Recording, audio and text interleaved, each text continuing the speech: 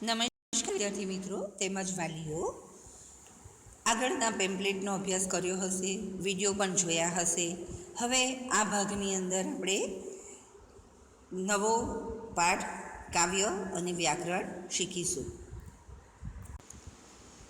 ધોરણ 6 વિષય ગુજરાતી, એની અંદર આપણે જોઈશું પાઠ મહેનતનો રોટલો, કાવ્ય ભલે નાના નાના બાળ અને વ્યાકરણની અંદર વિશેષણ અને વિશેષ્યનો અભ્યાસ કરીશું.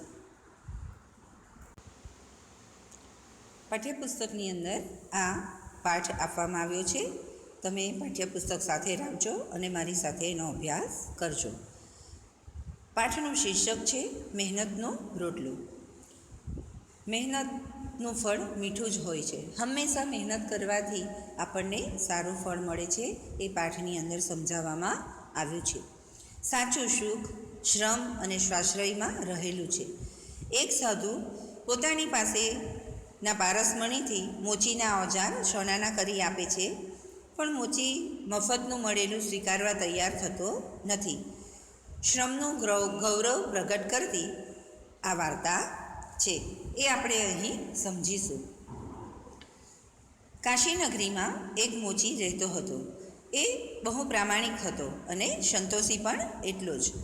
એકવાર એક સાધુ આવી મોચીને પૂછવા લાગ્યા, મોચી ભગત, મારા પગરખાંનું શું પડે? મોચીએ કહ્યું, મારી પાસે સીવેલા તૈયાર નથી મહારાજ. સાધુ કહે, સીવી દો તો શું લો? મોચીએ કહ્યું, 1.5 રૂપિયો. સાધુને નવાઈ લાગી. બીજાઓએ 2 રૂપિયા દેખાડ્યા હતા, પછી ઘટાડીને 1.5 રૂપિયો સુધી આવ્યા હતા, પણ આ તો મૂળમાં જ 1.5 રૂપિયો કહ્યો. સાધુએ પૂછ્યું, 1.5 તો કહેવાનો, પણ લેવાના કેટલા? આમ સાધુ મહારાજ અને મોચી ભગત વચ્ચે વાર્તાલાપ થાય છે અને પગરખાં સીવડાવવા માટેના પૈસા નક્કી થાય છે. સાધુ મહારાજને બીજા બધા મોચીએ પહેલાં 2 રૂપિયા કહ્યા અને પછી ધીમે ધીમે ઉતરતા 1.5 રૂપિયો કહ્યો, પરંતુ આમ મોચી ભગત એને પ્રથમ વારમાં જ 1.5 રૂપિયો કહે છે. એટલે સાધુ ભગત એની સાથે ભાવતાલ કરે છે કે 1.5 રૂપિયો તમે કહ્યો તો એનાથી કંઈક ઓછા લેશો? પરંતુ મોચી ભગત કહે છે.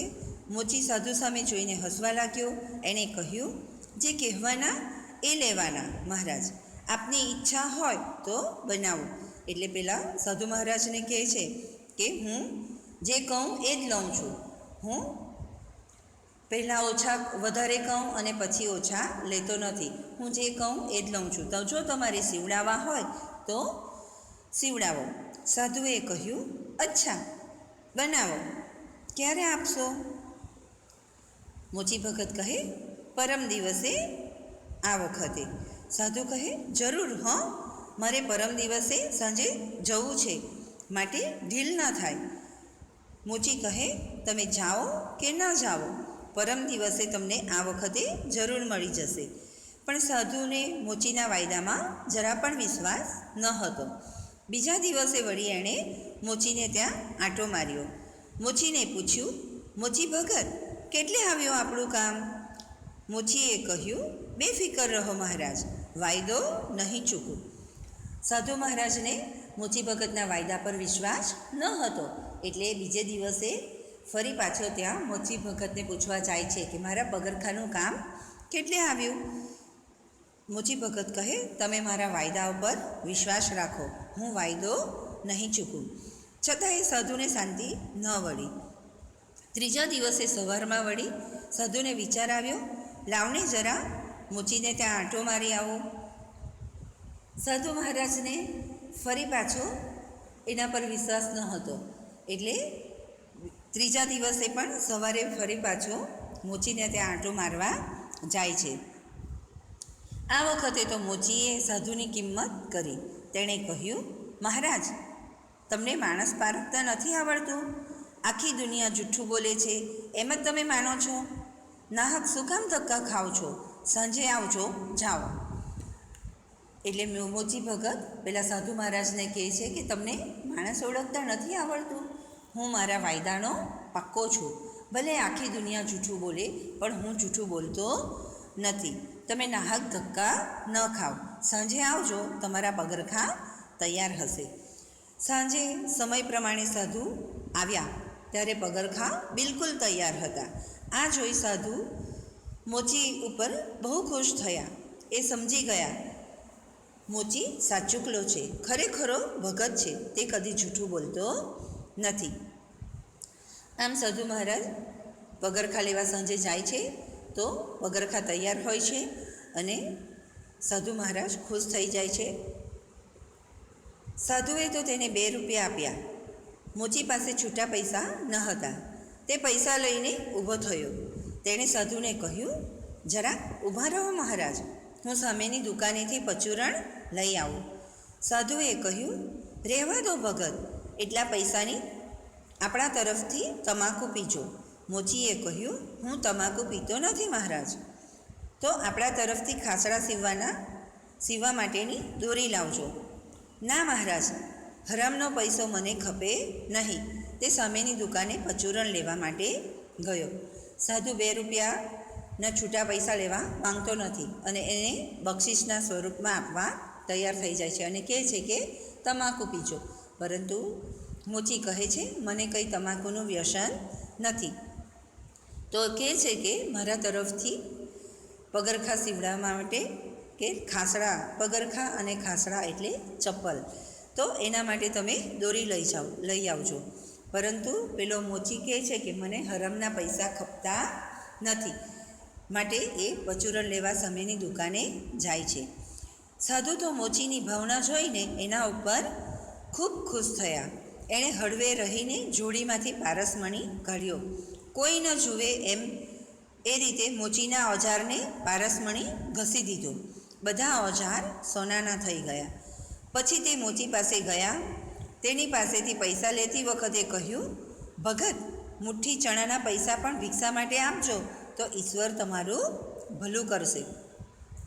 પેલા સાધુ મહારાજ તો મોચી પર ખુશ થયા અને પારસમણીથી મોચી ભગતના ઓજાર સોનાના કરી દીધા. પારસમણી એટલે કે લોખંડના ઓજાર એના સ્પર્શથી સોનાના બની જાય, એને પારસમણી કહેવાય છે. અને ફરી પાછો એ મોચી ભગત પાસે ભિક્ષા માંગે છે અને કહે કે મુઠ્ઠી ચણા ખાવાના પૈસા તમે ભિક્ષા સ્વરૂપે મને આપજો. મોચીએ ખિસ્સામાંથી એક સિક્કો આપતા કહ્યું, લો, 1 મુઠ્ઠી ચણામાં શું થશે? અને દુકાન તરફ ચાલતો થાય છે.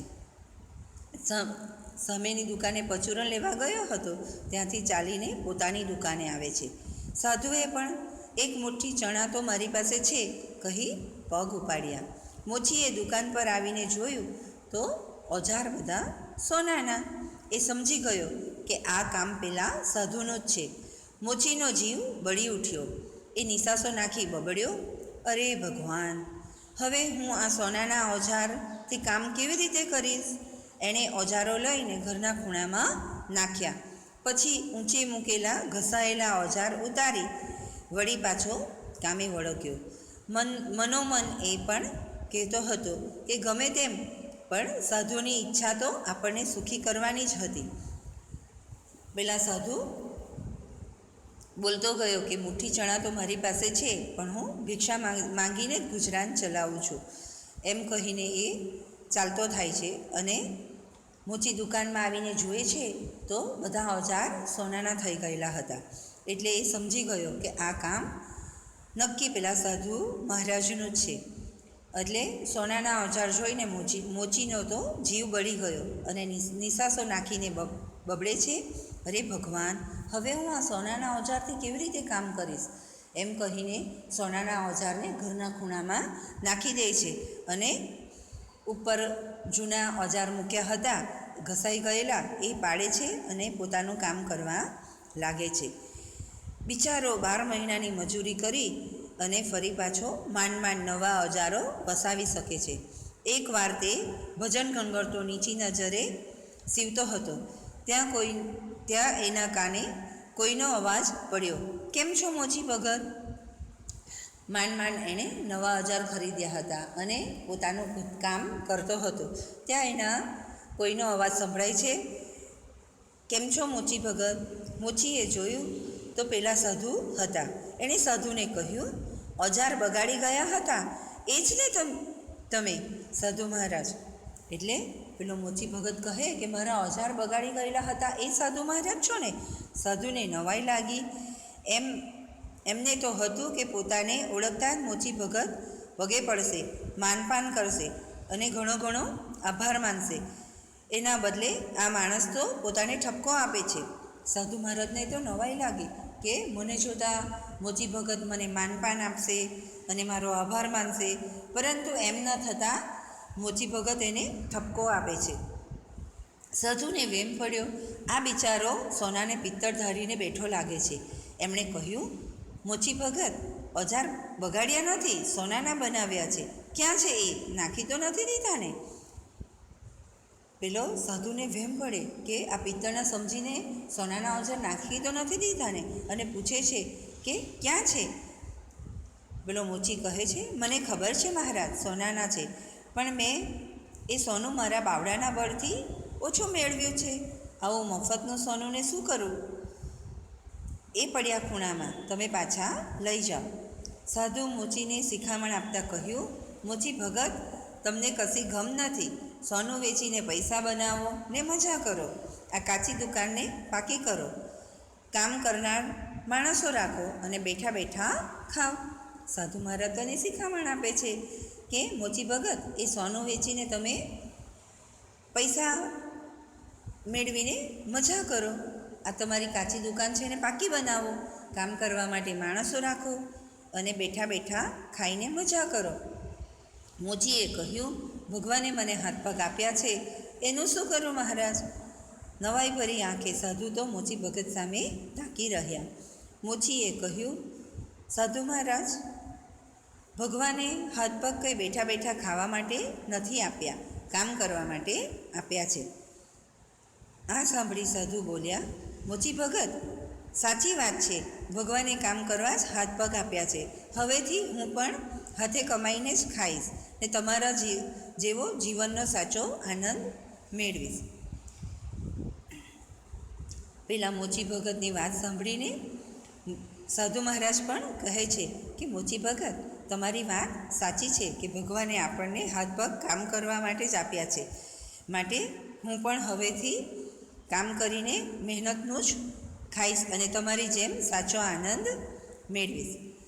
સાધુ કોઈ ઊંડા વિચારમાં પડી ગયા હતા. પોતાના કામે વળગતા મોચીએ સાધુને પૂછ્યું, કેમ મૂંગા થઈ ગયા? સાધુએ કહ્યું, હું મૂંગો નથી થઈ ગયો, વિચારમાં પડી ગયો છું. શા વિચારમાં પડી ગયા છો મહારાજ? મેં તમને કહ્યું એ ખોટું છે? સાધુ મહારાજ કહે છે, ના, તમારી વાત નથી, મારી વાત છે. સાધુએ મોચી સામે ગંભીર ભાવે જોઈને કહ્યું, હું પણ નાનું મોટું તપ તો કરું જ છું. જેમ મારી પાસે સોનું બનાવવાનું સાધન છે, છતાં મેં એનો ઉપયોગ મારી જાત માટે કદીએ કર્યો નથી. ભિક્ષા માંગીને પેટનો ખાડો પૂરું છું. આજે તમે મારી આ ભિક્ષાનો જે ગર્વ મારામાં હતો એ પણ ગાળી નાખ્યો. આજથી તમે મારા ગુરુ ને આજથી હું તમારો આ દાખલો યાદ કરીશ ને મારા ગર્વને ધોતો રહીશ. આમ સાધુ મહારાજ પણ કહે છે કે મેં પણ આ પારસમણીનો ઉપયોગ મારા માટે કર્યો નથી. હું પણ મહેનતથી જ ભિક્ષા માંગીને મારા પેટનો ખાડો પૂરું છું. એનો મને ગર્વ હતો, પરંતુ તમે મારો ગર્વ ગાળી નાખ્યો. આજથી તમે મારા ગુરુ છો. હું આ તમારો દાખલો હંમેશા યાદ રાખીશ અને હું મારા ગર્વને ધોતો રહીશ. મોચી કામ કરવું ભૂલી ગયો અને સાધુની પીઠ પાછળ જોતો જ રહ્યો. કામે વળગતા બબડ્યો, આપ ખરા સાધુ છો. અને પેલો મોચી પણ સાધુની આ વાત સાંભળીને એની પીઠ પાછળ જોતા જ રહ્યા અને મનમાં ને મનમાં બબડ્યા કે આપ જ ખરા સાધુ છો. આમ મોચી અને સાધુ મહારાજની સંવાદ દ્વારા અહીં મહેનતનું મહત્ત્વ સમજાવ્યું છે એ આપને સમજમાં આવ્યું હશે. પરિશ્રમ એ જ પારસમણી. પરિશ્રમ એટલે કે મહેનત કરવાથી જ એ જ સાચું સોનું છે, અહીં વાર્તામાં સમજાવ્યું છે. અને નીચે અભ્યાસ માટે જે તમને મોચી ભગતની જગ્યાએ બીજા કોઈ સામાન્ય મોચી હોત તો સોનાના ઓજારનું શું કરત એ તમારે જાતે લખવાનું છે, સમજવાનું છે અને એના વિશે થોડું ઘણું તમે જાતે લખજો. સાધુએ મોચીને પોતાના ગુરુ કેમ માન્યા? આ વાર્તા મોચી ભગત ખુદ પોતાના મોઢેથી કહેતો હોય એ રીતે કહો, એ સમજાવ્યું છે. અને જે સાચું છે એ સમજવાનું છે. જે પરિશ્રમ એ જ પારસમણી, એ અહીં મેં તમને પેમ્પલેટની અંદર સમજાવ્યું છે. અને આ પાઠ આધારે તમને જે પાઠની અંદર અઘરા શબ્દ હોય એ સમજમાં ન આવે તો એ તમારે લખવાના છે. અને એના શબ્દના અર્થ મેં પેમ્પલેટની અંદર સમજાવ્યા છે. સમાનાર્થી શબ્દ પણ લખ્યા છે, વિરોધી શબ્દ લખ્યા છે. અહીં પાઠની અંદર ઘણા બધા શબ્દ સમૂહ માટે એક શબ્દ આવ્યા છે, એ બધા જ મેં અહીં સમજાવ્યા છે. એને વાક્યમાં પ્રયોગ કરવા પ્રયત્ન કર્યો છે. તમે નવા વાક્ય બનાવી તમે પણ બનાવજો. રૂઢિપ્રયોગ લખ્યા છે એ પણ વાંચજો. ત્યારબાદ મોચી ભગત વિશે લખ્યું છે એ તો અહીં મેં લખ્યું છે એ તમે પણ તમારા શબ્દોમાં લખજો. સવાલ જવાબ પાઠના આધારે મૂક્યા છે. અને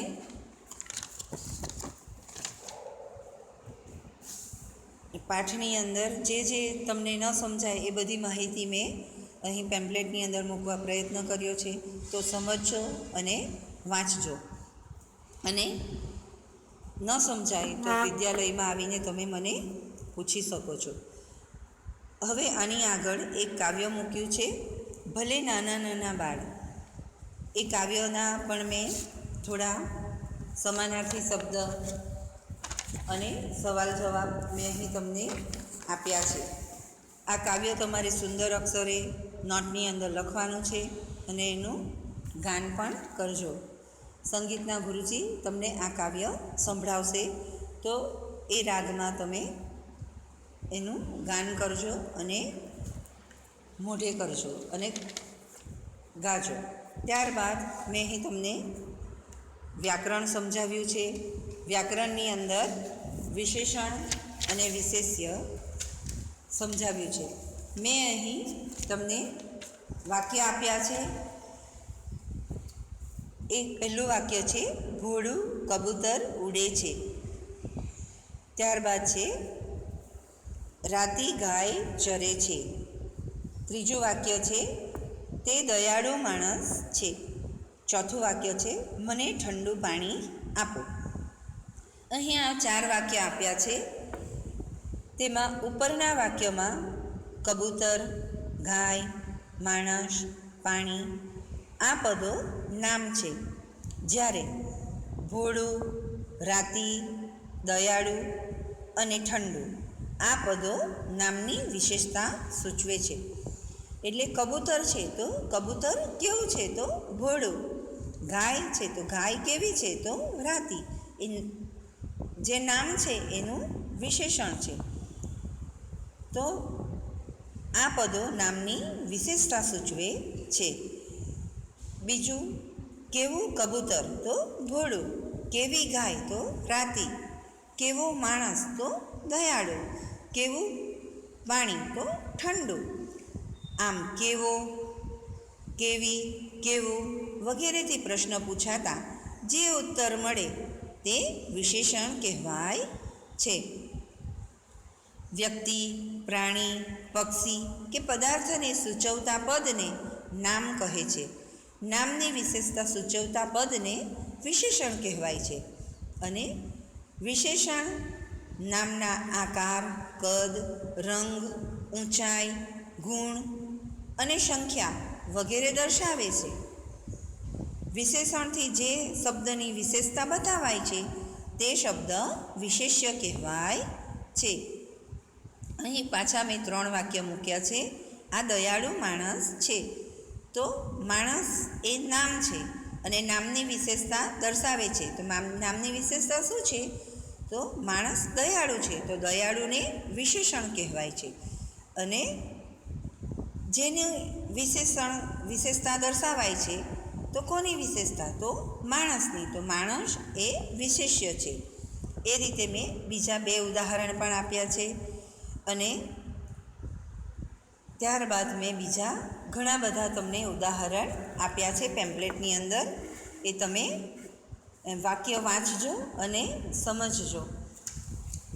અહીં 4 વાક્ય છે. એમાં વિશેષણ અને વિશેષ્ય કેવી રીતે તમે સમજો એ મેં તમને સમજાવ્યું છે. અને પેમ્પલેટની અંદર મેં આવા 20 ઉદાહરણ આપ્યા છે. તો એ વાક્ય વાંચી એમાં વિશેષણ કયું છે અને વિશેષ્ય કયું છે એ તમને સમજાવ્યું છે. તો સમજવા માટે પ્રયત્ન કરજો. ત્યારબાદ મેં સ્વાધ્યાય કાર્ય આપ્યું છે. તો આખું પેમ્પલેટ તમારે બરાબર વાંચવાનું છે, મોઢે કરવાનું છે અને ત્યાર પછી એ સ્વાધ્યાય કાર્ય જોયા વગર કરવાનું છે. તમે જે પરીક્ષા આપો છો એ પરીક્ષા પણ જોયા વગર આપવાની છે, વાંચીને. બેઠું તમારે પેમ્પલેટની અંદર જોઈને લખવાનું નથી. તો એનું વાંચન કરજો અને સમજીને સ્વાધ્યાય કાર્ય કરજો. અસ્તુ. નમસ્તે.